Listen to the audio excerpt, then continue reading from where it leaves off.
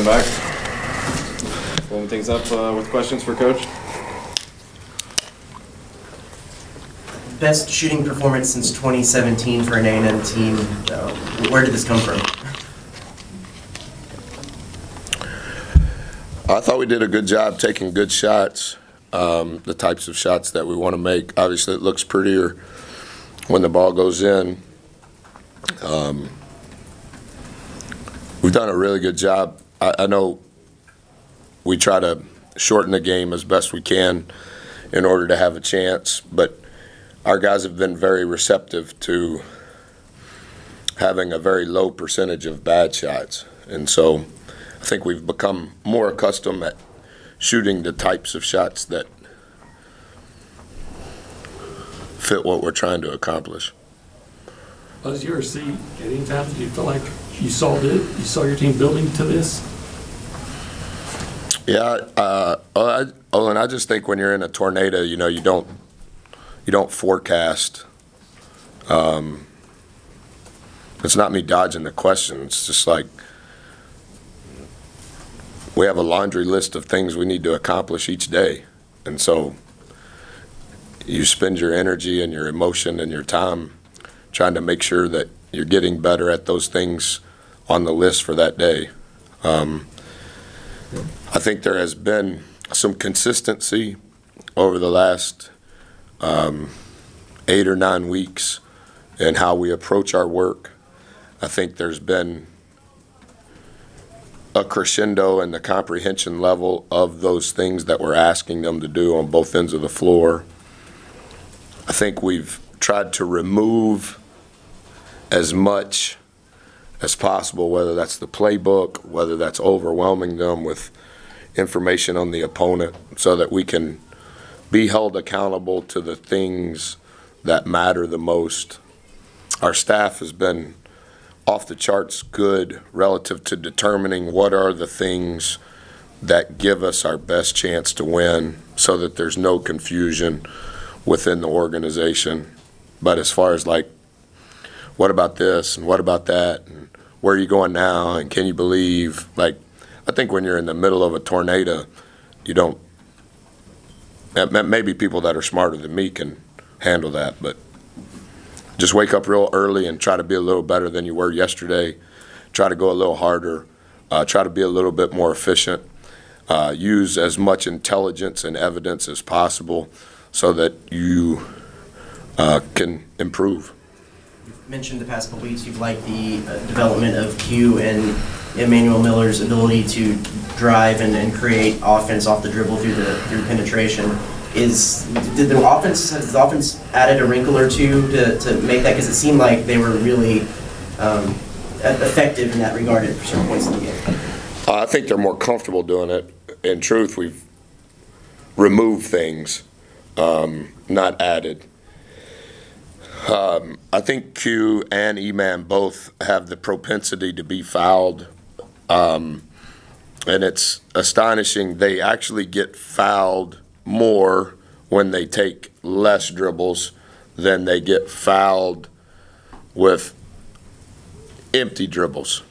And so we've tried collectively, not just those two, all of us, Jay, Chuck, Save, the less dribbles we can take, the better. The more straight line drives we can have, the better.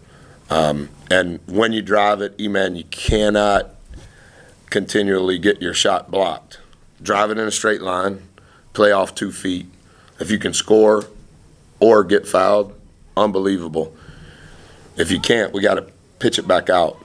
And I think Q specifically, obviously, he's a guard, so he's going to have the ball in his hands more, but his ability to get fouled over the last 7 days has been, as I've said multiple times, it's a way for us to cheat the numbers, and we need those free throw makes. Performances like he had today, is that what you expect from Savion every game? I thought he was the difference maker today.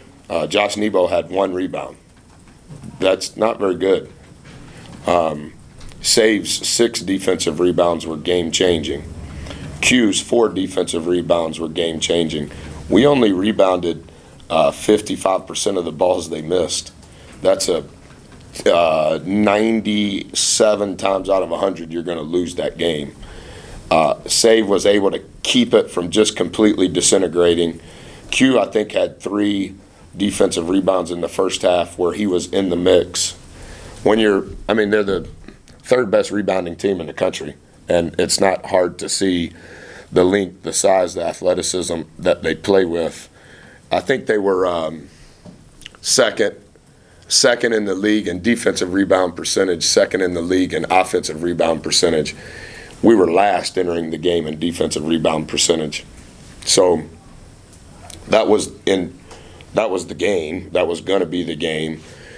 Nebo only had 1, but a portion of that is you think, well, they're so big, so we need whatever you would deem our big guys to be to get as many. That's not the truth. We need our bigs to try to prevent their bigs from getting it, and we need our other guys to rebound down. And Save I thought he was the difference. A little more limited rotation today, kind of stuck with the starters. Is that part of the game plan here, something you've seen in practice, just staying with the hot hands because there was hot hands today? What? Yeah, I would have to study it. This was our 26th game? I would say 5 baskets from E-Man, 8 from Nebo, 6 from Save, 5 from Q, and 6 from Chuck. I would say that's the highest field goal makes by each person other than E-Man. Do you think that's close to right? Yeah. Regardless of guarantee game, road game, home game, those are the highest field goal makes by those guys. And because we're so deficient offensively, yes, without being disrespectful to the 3 guys that played, in the last game, Save scored 4 baskets. Q scored 3 baskets.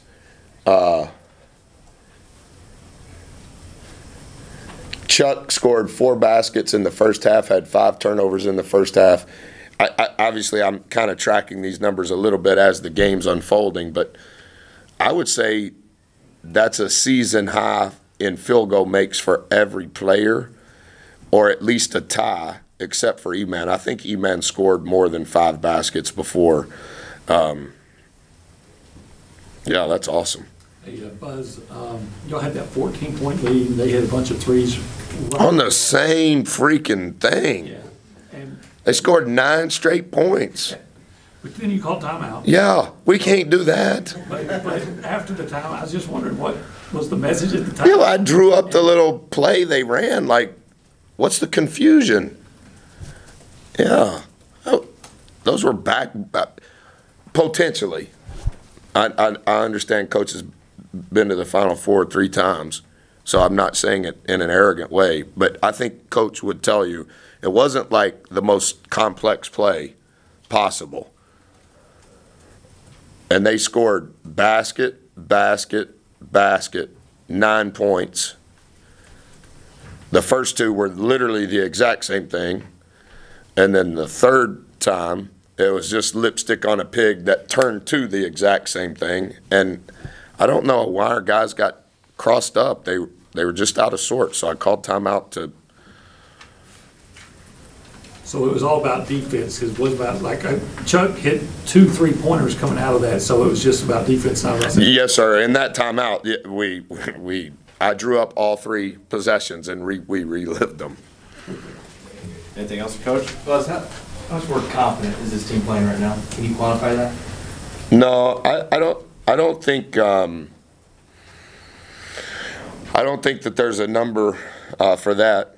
I think it's fairly evident whether you follow our team or not. If you watch it on TV occasionally, or if by chance you're able to come to a game, I think it's very evident through the screen or looking at them in person that they love one another. And I think that they are beginning to care about the exact same things. And so I think that there is momentum that comes when there's a mass group all going in the same direction. Even like I say to them, even if we're wrong, we just need to be strong while being wrong. And I think you can feel the love and care going in the same direction. And I don't think that that's quantifiable. And I think that the change that you have seen, there obviously has been some sustainability to that change, which speaks to the character of who these kids are. And it's not like we're running great plays. It's not like all of a sudden their skill sets have changed. I think we're playing incredibly hard. I think it took us a long time to get to that point. I think they now understand the value of playing incredibly hard, and they've been willing to accept what the staff has asked of them to the very thin line of what gives us a chance for it to be a game. I think we won by double digits. I think that's only happened twice. That's a rarity, maybe 3 times. That's a rarity. But when you're doing the same thing over and over and you begin to care about those same things and there's multiple guys doing it, I don't know that you can quantify that. But I think that that's for sure the result of what's happened the last 7 days. Certainly, probably, no, you want to preach no game's bigger than the other, but is it good to be able to go into a game like Kentucky coming off 2 wins of net top 50 teams like that and have a kind of a good dress rehearsal for a game like this could be on Tuesday? Oh, I don't know. Like, we've won, what are we, 8 and 6? Yeah, we're just thankful. The next game and who it is and where it is, after all that we've been through, that's why I'm so pitiful up here after a game, because my brain is playing ping pong. I think our guys are exhausted because they're absolutely giving everything they have, not just physically but mentally and emotionally. And again, I'm trying to be respectful, to be thinking about, oh, here comes Big Blue Nation and Coach Cal and he's the best ever. Like, none of those words are going on amongst our staff, amongst our players. We're just grateful for the chance to have seen what our work has been able to do. And then there's a level of excitement that, okay, good, we get to try again. Thanks, Coach. Thanks, Coach.